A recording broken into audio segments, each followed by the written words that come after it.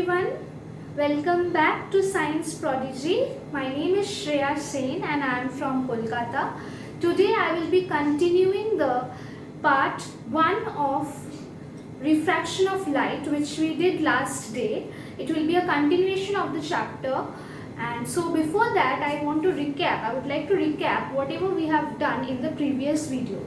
Basically we started with the introduction part of refraction of light, that what is refraction, why does refraction occur, and the basic everyday examples which we encounter. That is the bending of a pencil when it is immersed in a glass containing water, then a coin immersed in water, then while viewing an aeroplane. So these examples were discussed, and then I also went on to the ray diagram part. The ray diagram showing that what happens when light actually falls on the surface separating the two media. So accordingly the ray diagrams were shown that when light travels from rarer to a denser medium, or from denser to a rarer medium, as well as the laws of refraction were just discussed a bit. So I'll be continuing from that part, and if you have not seen the previous video, you can easily go and check in the playlist, that is physics class 8-9. In that playlist all the videos will be present and you can actually go there and see that. So let's begin today's class. So as I ended in the second law for the laws of refraction, the second statement for the laws of refraction, the second statement was Snell's law, that is sin I by sin r is equals to mu. Mu means the refractive index. More specifically, the refractive index of the second medium with respect to the first medium. So as a result, we have actually gone through that part yesterday only. Now mu is also the speed of light in vacuum divided by the speed of light in the given media. So the mu, that is the refractive index, is the speed of light in vacuum to the speed of light in the given media. So I am just noting it down that mu is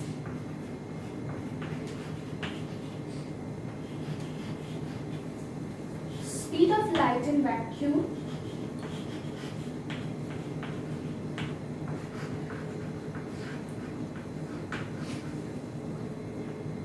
to the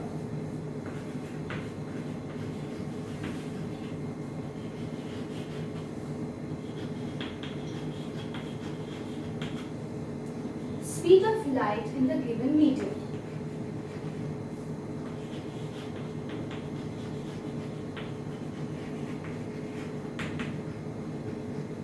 Now we know that the speed of light in vacuum is actually 3 into 10 to the power 8 meter per second.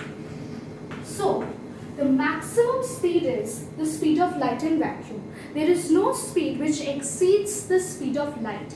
That means because the speed of light in vacuum is in the numerator and speed of light of any given medium is in the denominator, and speed of light in vacuum is the maximum possible speed. There is no speed which will ever exceed the speed of light in vacuum. So that means that mu is always greater than 1, because the speed of light in vacuum is always greater than the speed of light in any given medium, which implies that mu value will always be greater than 1 in general. So accordingly we have established that mu of the second medium with respect to the first medium is nothing but the speed of light in vacuum to the speed of light in the given medium.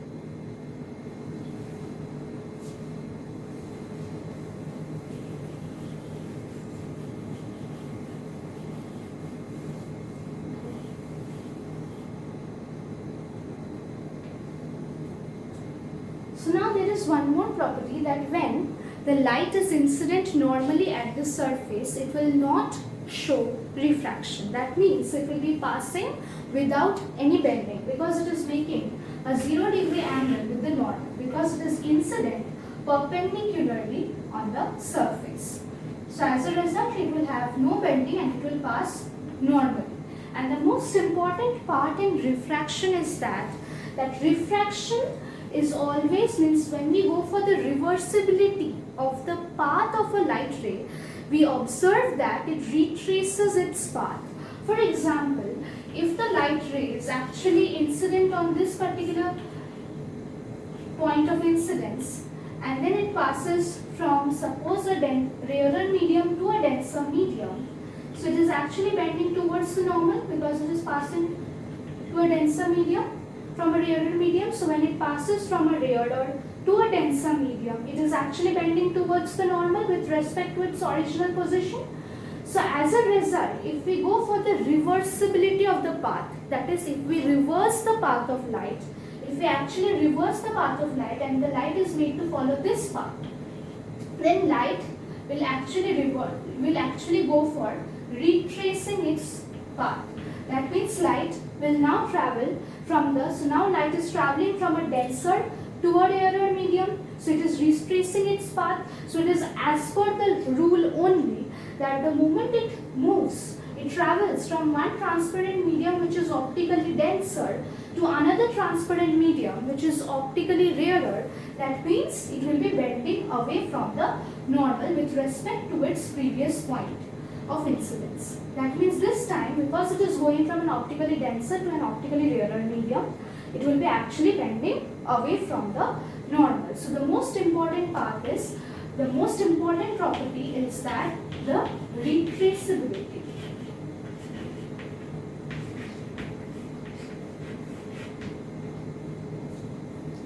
So as you can see, I have already written a question. The question is that it is given in the question, the given part is written that the speed of light in vacuum is 3 into 10 to the power 8 meter per second, which we already know. So now it is also provided that the speed in water is 2.25 into 10 to the power 8 meter per second. So we have to determine the mu value, that is the refractive index of the medium. So we already know, we have already studied that the refractive index is the speed of light in vacuum to the speed of light in any given medium. So when the question is provided, the most important part is first you have to write down the formula, because every question, every numerical question carries marks for writing the formula.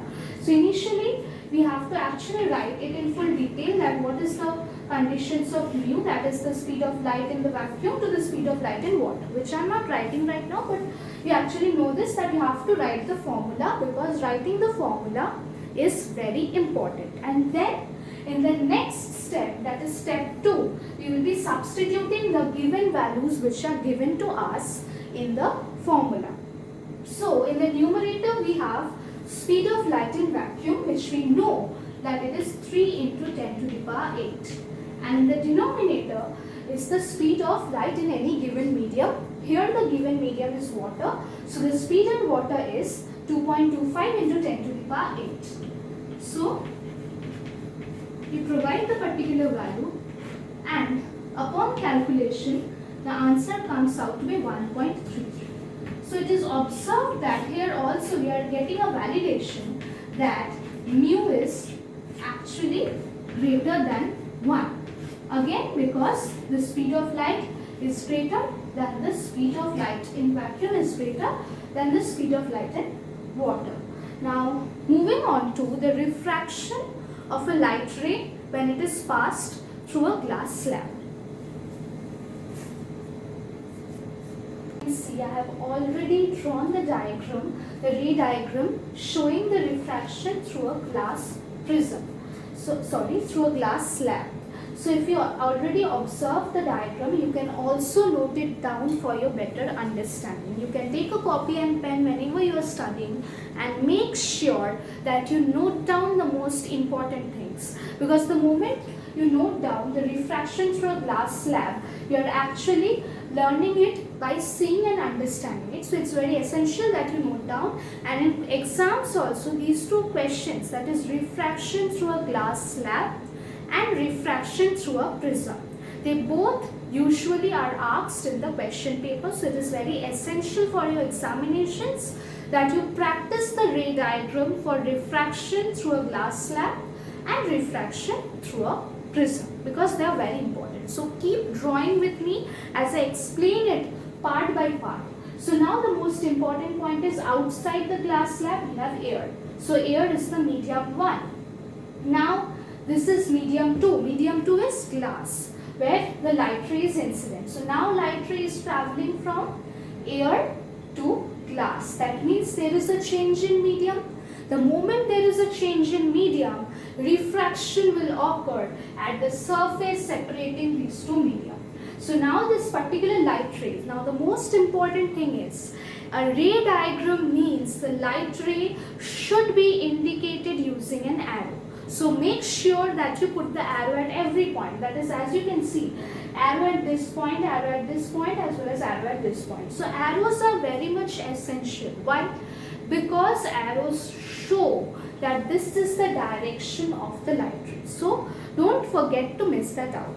So now as we begin, so light ray is, this is the angle which it makes with the normal. Normal means normal to the particular surface. So it is the normal. This is the first normal, this one. So now the angle which the incident ray makes with the normal is the angle of incidence. So now this is denoted as angle of incidence. Now as we observe that it is moving from air to glass, that means it is moving from air, which is optically rarer, and glass, which is optically denser. So it will be bending towards the normal. So the moment it bends towards the normal, the moment it bends towards the normal, we can observe that this was the original path which it should have followed if the glass slab was not placed. That is, this is the path, but as because the glass slab is placed, so the light ray will be bending towards the normal. So we have also indicated with it with an arrow. Now it will be passing straight throughout the glass slab because there is no other different medium. Now again at this point, this phase, it is at the boundary. This is the boundary separating glass and air. So we can observe that it is the boundary separating the glass and the air. So glass is optically denser and air is optically rarer. So the moment it moves from an optically denser to an optically rarer medium, that means it will be bending away from the normal because it is moving towards an optically rarer medium. So this way we can observe that initially it was supposed to follow this path, but because it is the separation of the two medium, so just at the point of separation of the two medium, it will be bending away from the normal because here the second medium, which is air, it is an optically rarer medium. I repeat, I have repeated it again and again. So as a result, it will be bending away from the normal. Normal is this one, normal to the perpendicular surface. So this angle is this angle is the angle of emergence because this ray is actually emerging out. This ray is emerging out from the prism after suffering two such refractions. So it is termed as the emergent ray. So the angle which the emergent ray makes with the normal is the angle of emergence. Now there is a particular property that we see that the angle of incidence is equal to the angle of emergence because why so? Because it is moving from air to glass to again air. So the amount of bending here which has been caused towards the normal, that same amount of bending away from the normal is caused because on both sides of glass this is the same medium, air and air. So as a result, the amount of bending which has been caused bending towards the normal, that much same amount of deflection is caused from here. So as a result of that, it is observed that angle of incidence is equal to the angle of emergence. So this is a very important conclusion from this, that angle of incidence, if certain sums are provided, you have to keep in mind that angle of incidence is the angle of emergence, which can be easily understood by observing the ray diagram. Now actually the light ray has been shifted. That means we see that it was parallelly shifted. So there is a parallel shifting of the light ray. When it is traveling, if there would have been no such glass slab in between, so light would have actually followed this path, which is shown by the dotted line.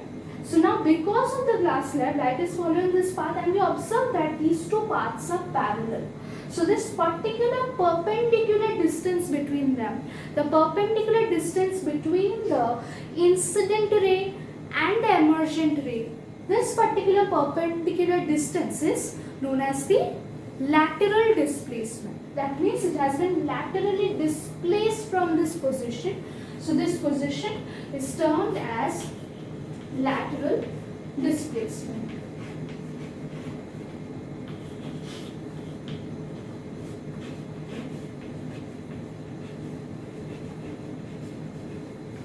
So this is extremely important to keep these two things in mind, and the most important part is putting the arrows while drawing the ray diagram, and accordingly you can copy this if needed, or else it is provided in the textbooks as well. You can see I have already drawn the ray diagram for a prism. So now how does a prism look like, or what is a prism exactly? Prism is basically a glass block which is actually bound by three such rectangular surfaces. That is, if this is one rectangular surface, this is the other rectangular surface, and there is a rectangular surface as the base. So as a result of the three rectangular surfaces joining together, it is observed that it is forming a kind of a triangular cross section. So in between there is a triangular cross section the moment they join up. So the basic two surfaces, this surface and this surface, they actually act as the refracting surfaces. So they are known as the refracting surfaces because refraction occurs from these two surfaces. So accordingly the diagram is shown. So it is basically just the triangular cross section for the refraction. Now this question also comes in examinations. So practicing this question, practicing the entire ray diagram for the refraction through a prism is extremely important, and most importantly the rays should be shown. So now the refraction at the first phase is seen, that this is the incident ray as it can be seen. Now this is the normal, because here this is the particular surface. So as a result, normal to this surface is this one. So this is the normal to the particular surface. So this particular incident ray, what it makes with the normal is actually the angle of incidence. So now this particular prism is made of glass, so it is an optically denser medium, and the first medium is an optically rarer medium. So the moment it goes towards an optically denser medium, that means it will be bending towards the normal. So instead of following this particular pathway which it should have followed, it has actually bent. Instead of following this path, it has actually bent towards the normal. So now it is passing straight through because there is no such extra medium.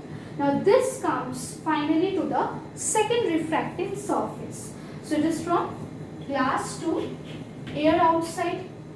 So as a result of moving from glass to air, it is again observed that because this is the particular surface, so the normal is perpendicular to this surface, that is perpendicular to this surface. So this is how the normal has been drawn. So this particular ray will be actually moving from a denser to a rarer medium. So the moment it moves towards the rarer medium, it bends away from the normal. So as a result of that, instead of following the general pathway of this one, which it should have followed, it has bent away from the normal and it has emerged out from the prism.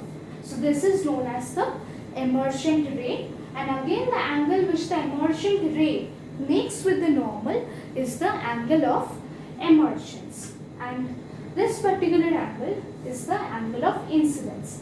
But if the prism wouldn't have been placed at this particular position, it would have been observed that this was the path which the incident ray should have followed. But now it has deviated to this particular path.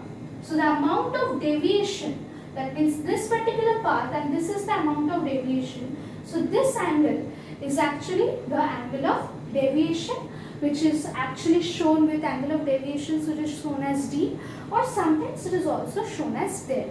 So accordingly, this particular deviation which it has undergone, because this is the emergent ray produced backwards and this is the angle of incidence. So this much amount of deviation it has actually gone through, d or del, which is the angle of deviation. Now it can be actually proved that the angle of incidence plus the angle of emergence is actually equal to the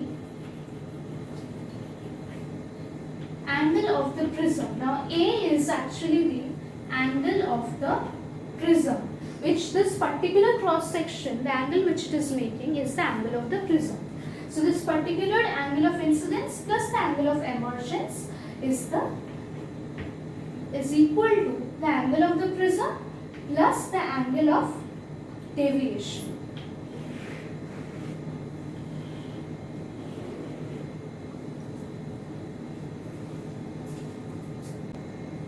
Now the most important phenomenon which is studied when we go for the refraction through a glass prism is the dispersion of light which is observed by a prism.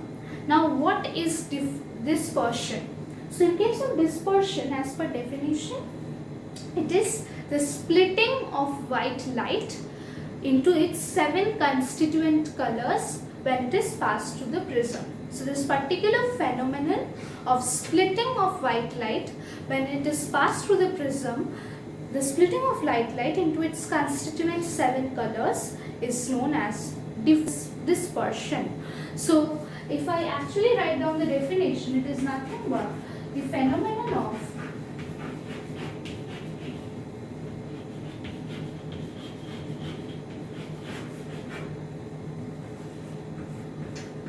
splitting of white light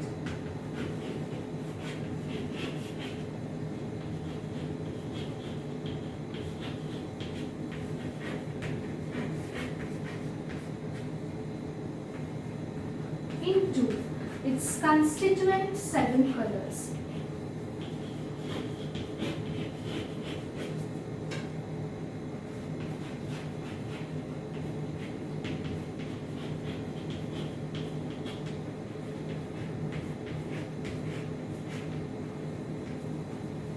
So this is only the definition for dispersion. So as a result, when white light is passed through a prism, white light will actually split into its 7 constituent colors, and if a screen is placed, this particular band of 7 colors will be observed, and this particular band of 7 colors is known as the Vibgyor. So in case of this particular Vibgyor, the light is actually separated into its 7 constituent colors, and as a result of that, we see that if a screen is placed, it is actually observed that the topmost light is red, because red bends the least. Then accordingly, it is from bottom, it is in the form of a Vibgyor.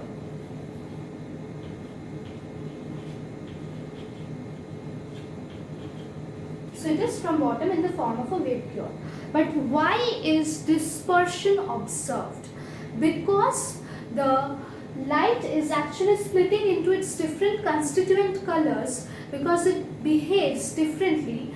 That means the mu value, that means the refractive index of light is different for different colors. That means the refractive index of red light is different, the refractive index of violet light is different. And as a result of that, red light is observed to actually bend the least. Red light is actually observed to actually bend the least.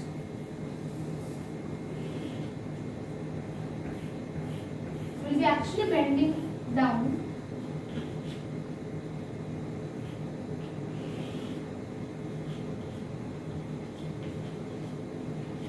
So red light is observed to bend the least, and the maximum bending is observed for violet light, because Again, the refractive index is different for different colors. Means every color is actually associated with different wavelength.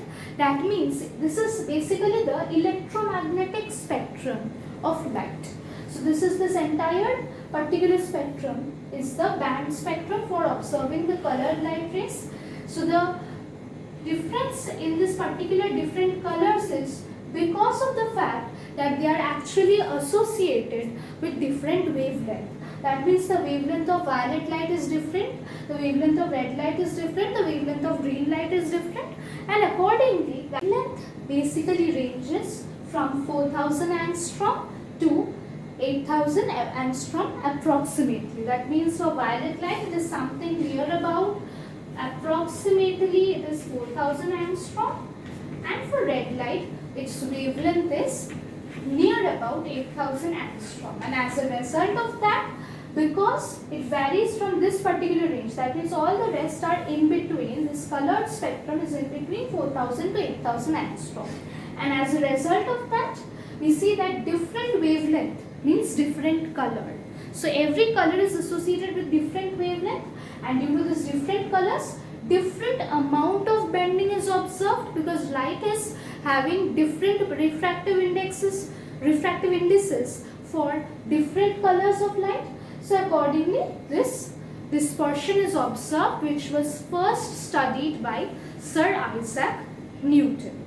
So now the dispersion, the most common natural phenomenon which we observe when it comes to dispersion in our daily life is a rainbow, where the white light, that is the white light here in the nature, is the light from the sun, which is actually split by the raindrops, where the raindrops act as tiny prisms. So this particular phenomenon of a rainbow is observed after rain. If there is sunshine after a rainbow, there are chances of observing a rainbow because the light ray, actually the light which is the white light from the sun, falls on the tiny raindrops. Now these tiny raindrops behave as the prism.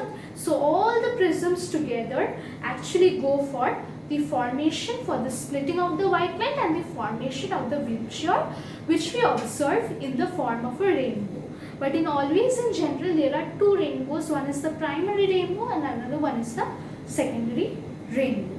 So with this we sum up today's class, and I guess the entire topic has been covered, and in the next video I'll be discussing certain important questions, a few numericals, and what is important to be studied from the chapter.